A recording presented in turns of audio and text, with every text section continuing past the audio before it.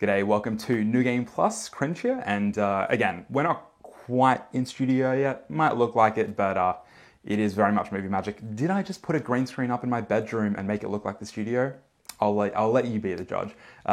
This week we've got some faces that you might not have seen in a while or at all, really. We've got another interview from the New Game Plus summer season from RMI TV shooting. That's coming up a little bit later on. Adrian actually roped me into World of Warcraft, which was not something I fully expected to deal with in 2020. We're going to get into why we wanted to play multiplayer to begin with. But he also goes through some of the differences between WoW Classic and WoW Retail, and why WoW has been really, really good for him through something like a pandemic shutdown. We also have M come on the show talking about Assassin's Creed 2. Now, this was part of the Ezio collection. It was released a while ago on PS4 and Xbox One, and I really think it's going to be coming to Switch soon. We already have, I think it's Black Flag and then Rogue that are on Switch, and part of that might have something to do with the fact that they were both on Wii U as well. But the Ezio collection, we don't have a whole lot else coming from Ubisoft as far as remasters to my knowledge, so I reckon that's probably going to be the next one coming down the line. And M addresses, has it really held up, particularly, now, after playing stuff like Black Flag, if you've played stuff like Unity or Odyssey or Syndicate, some of the newer games. So please look forward to that stuff coming up later on in the episode. Let's get straight into it. So I'm not one to play a lot of multiplayer games. I tend to play by myself. I do very much like to play by myself, actually. Even with Animal Crossing, a game where a lot of people tend to just kind of vibe at each other's islands. Nah, not for me. I go into the Switch settings, and who can see my online activity? Best friends, and there's four people on my best friends list. Don't talk to me. But Adrian actually got me into playing WoW the other week, and that mostly came from the fact that I originally, a year ago at this point, said, let's play FF15. That didn't happen. And then you were like, when are we going to play multiplayer? So I was like, okay, fine, I'll just download WoW, which is 60 gig. But I was surprised at how easy and how chill it is to just completely run on autopilot in WoW. Yeah, we spent most of that time kind of catching up. Obviously, you and I go way back. So having that chance to play WoW is kind of like having a chance to have a remote, Zoom call in isolation, but with the added benefit of being able to meet up as avatars in the physical world or the virtual world of WoW. You can tell that I've been playing so much of it that I'm now referring to it as a physical world. Well, WoW Classic has brought you back in, I feel, because when we were doing Z Games, when we were in Brisbane, I feel like you weren't as much into WoW, but now that WoW Classic has come out, much to the disdain of Jason actually, you have found yourself putting a load of hours into WoW Classic over the regular WoW, but you mentioned before we actually started recording that you kind of go back and forth between the two. Yeah, I've been playing a bit of the retail WoW as it's referred to now, retail being the modern version of the game, and then Classic as well, chopping and changing between those two.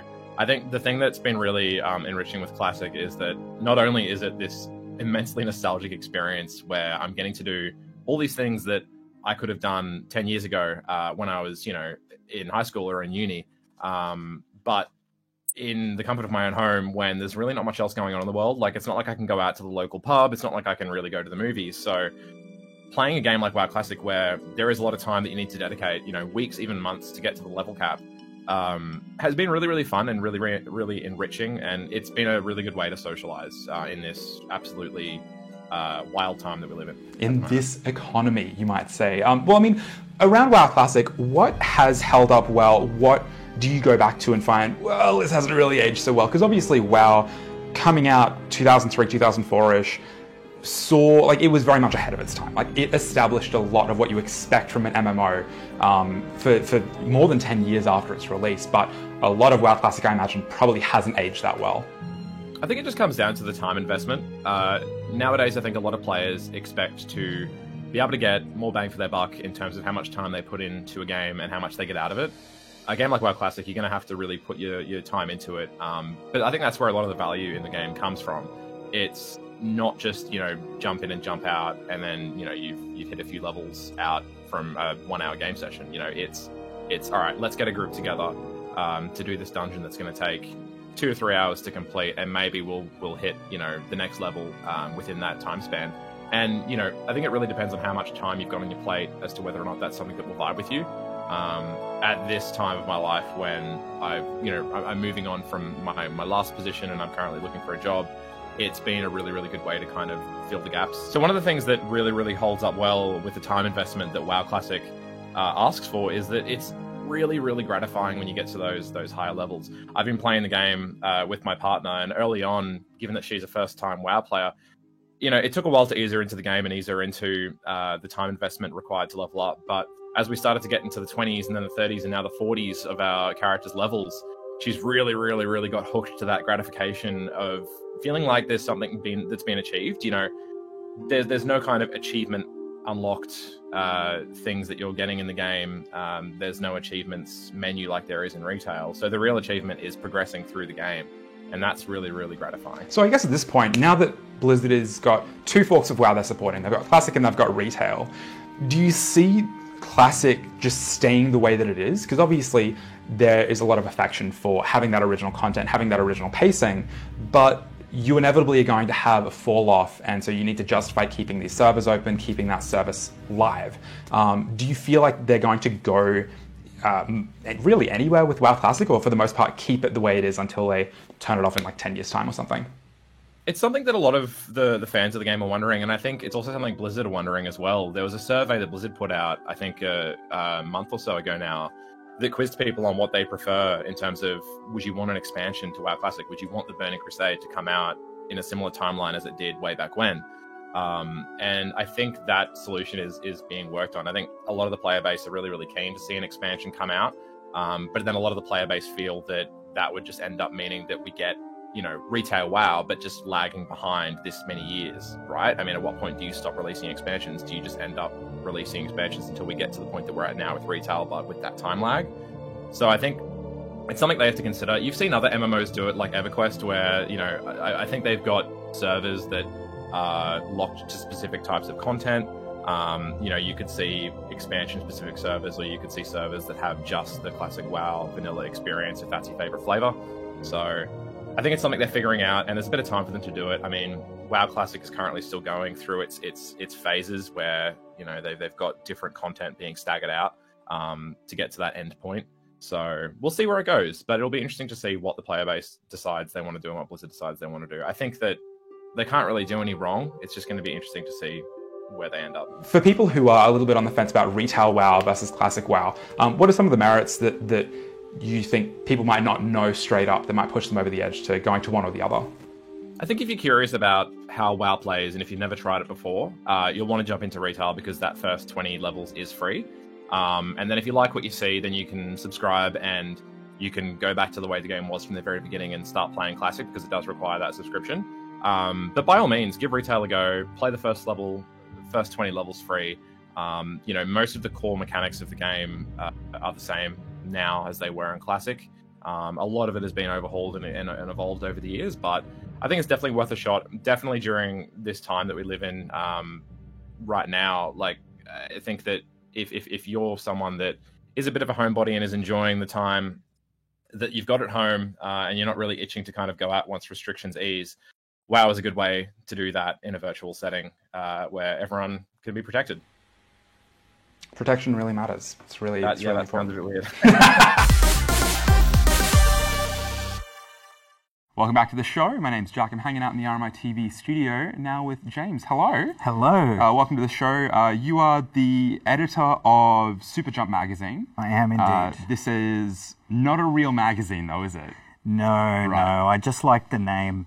No, it's a digital magazine / blog. Really, it's a blog. Right. Let's call it what it is. So this came out of your love of gaming magazines. I mean, gaming in general, obviously. Yeah. But did you have a particular affinity for gaming magazines as well? I did. So I'm a little bit. I consider myself a little bit on like the old school side of the spectrum. So like I grew up reading game magazines, especially the really cool Aussie ones that we were making ages ago. Quite a while ago. Pretty much died now, I think. All of them. And then I was lucky enough to start writing for some of them. And that was an interesting experience, pretty incredible experience. But then they all died. Yeah. And that was kind of when my like gaming adjacent career kind of died as well. Yeah. like a lot of folks, I just went back to, day job. full-time work, day Yeah, job, yeah. did other things. But I always had this sort of voice in the back of my head that was saying, Do something. Yeah, you need to Yep. do something or you'll regret it. And I'm not a programmer. Right. I'm not a great artist really at all. I thought, well, what can I do? I need to kind of scratch this itch. And writing was the one thing that I'm reasonably good at. Right. Not brilliant, reasonably good. And editing, of course. And editing. Yep. And editing's actually, there might be some editors out there that will hate me for saying this, but I actually really enjoy it. If the content and the writing writers are is really good. great, Yeah. then it's good fun. No, I appreciate that as well. Yeah. So that's sort of, you're not a programmer, you're not an artist. That is one of the main reasons as to why Superjump Magazine is part of Medium. Yes. Talk to me about sort of some of the quirks of going about launching a blog, because it as much as it feels very polished as well, because Medium obviously looks pretty slick. Yep. The core of it is still the content. What was it like trying to launch a platform as someone who'd worked in like print press to go from that to online? What was it like launching the platform? Well, I guess I was a little bit influenced by my day job. This is where my day job really came in handy. Right. So in my day job, I'm a product manager. So I build software, launch software, do that sort of stuff. Right, okay. Again, not a programmer, an programmer. artist, product manager. Yeah. So the main thing was, I was thinking about doing something. I was trying to come up with all these different names. How am I going to go about this? It's just me and no one else kind of thing. To start with, yeah. And I'm thinking, look, I'm taking like the product, it's called the MVP approach, minimum viable product. So in other words, get something out there, start doing something on a regular basis, and then experiment and iterate on it. Right. And that's pretty much how it started. When was that?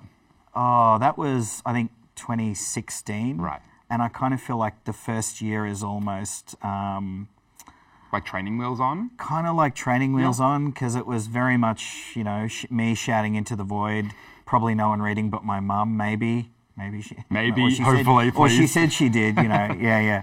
And then it was just a really slow, gradual, I feel like it's like rolling the boulder up the hill really slowly till you get to the top. And then then you all sort of push it pick down up over speed. the edge. Yeah. Yeah. Or you hope to anyway. Yeah. Yeah, So yeah. you picked up more stuff since then, and I feel like looking at some of the content that is coming out of SJM, it seems like it's much more of a measured approach. It's less reactionary than a lot of games media. Understandably, games media is accused often of being reactionary.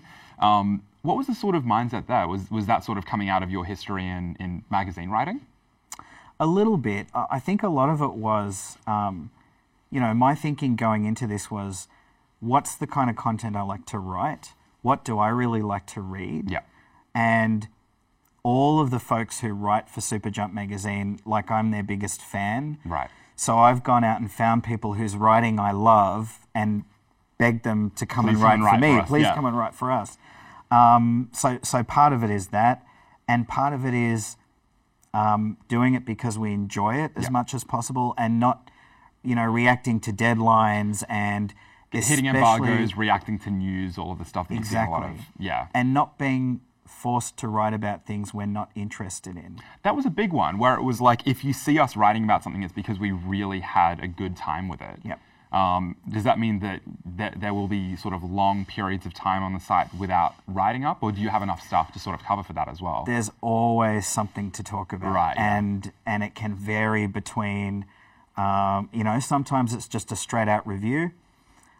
Sometimes it's an article. We had one recently that was was written by an architect. Oh. And it was all about how Ubisoft, with their development of Paris in Assassin's Creed Unity, I think it was, can help to rebuild Notre Dame. Right. So it's this really kind of interesting angle, not really a review, not really something that's too dependent on a particular deadline, but really fascinating. And And that sort of evergreen content seems to be sort of medium speed as well. yeah, absolutely. I mean, they describe themselves a bit like a library. Yeah. So, when you go onto Medium and you start kind of registering your interests in different topics, they try and surface things that are relevant to you. So we really try and make evergreen content as much as we can. So if people want to know more or to visit the site, the website to go to superjumpmagazine.com Yep. is the Medium site. You also have Facebook, Twitter, other social media accounts as well? At the moment, just Facebook and Twitter. Cool. So at Superjump Online on Twitter, you'll get all our updates there. Awesome. Thank you so much for joining me, James. Thank you very much. We'll be back in a little bit with more video game goodness. So we've got Assassin's Creed Valhalla coming out in a little bit, but when you look at games, especially on the Switch, Assassin's Creed games, we've got a few there. We've got Assassin's Creed 3, Black Flag, I think 3 and Black Flag, at least Black Flag and Rogue. Not sure about 3, that might be a lie, look it up. But I feel like the Ezio Collection is the next one in line. That came out on like PS4 and Xbox One ages ago. Ezio Collection included AC2, Brotherhood, and a third one that I've forgotten. But Em has been playing Assassin's Creed 2 on PS4, and what is the sense? Like, have you felt that it has aged particularly well, or do you think that a lot of the parts of the design haven't really dated that well? I think definitely it has aged well. Like, it's still, its core design is still pretty strong. It feels like a very like open world that you can kind of get lost in. I think that there's kind of a lot of elements that you can tell get taken on in newer games that have come out in recent years. But it's kind of my first real game that I've played in the series. So I can't speak on the entire franchise because I don't know like what's changed and what hasn't. But as far as Assassin's Creed 2, I think it's aged really beautifully. Like, I'm quite enjoying it. I'll probably play it again once I've finished it. I'm like nearly finished. So yeah, it's like the only thing that I don't like is the combat because I suck at it. So I guess what is the main setup? Like, you're playing as Ezio, obviously. Honestly, it's been such a long time since the original Assassin's Creed and Assassin's Creed 2 came out that at this point we're just like, yeah, I don't know, there's like RPG elements and you use a knife blade sometimes, but this is much closer to what the Assassin's Creed game was at its roots.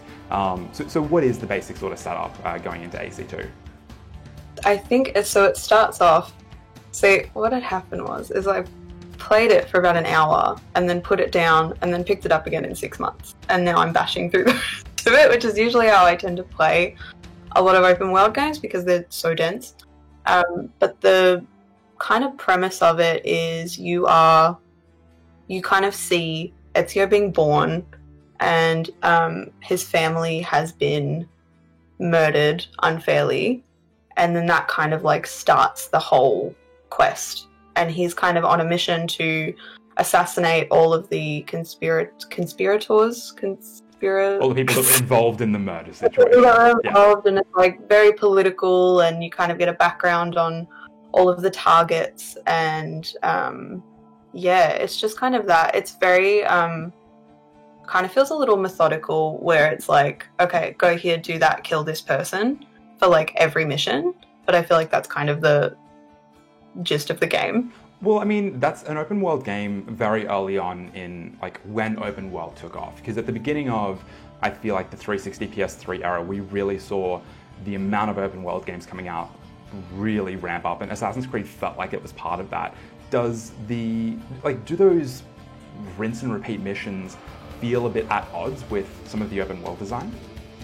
See, I think it's kind of sparsed out, because what I like about open world is you can stick to the main story or you can kind of go and do your own thing, and it feels very kind of separated with a lot of it, where you can do those missions that are a bit methodical, but then it's broken up where you can go look for codex pages, and there's like the moments in like the Villa Auditore where you go to that little hub, and it's kind of like that little safe space that you can go back to that's separate from all of the kind of chaos of the guards and everyone that's chasing you and everything. So yeah, like it doesn't feel like it's overcrowded with repetitive missions, because I think a lot of it is also in the lore and the story and the world building, and it is kind of this really nice space that you can just spend time in, so you don't feel like you're like bored by it or bothered by it. At least I don't personally.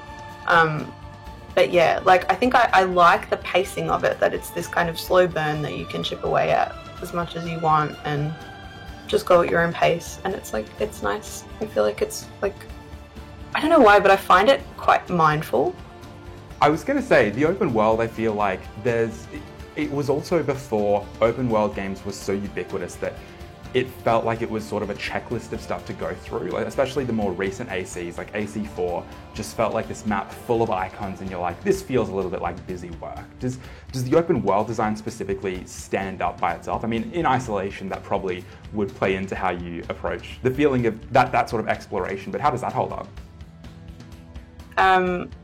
Really well. Like, isolation has kind of been a good point to kind of jump into a lot of those more classic games, and it's been nice like having an environment to explore that's like outside.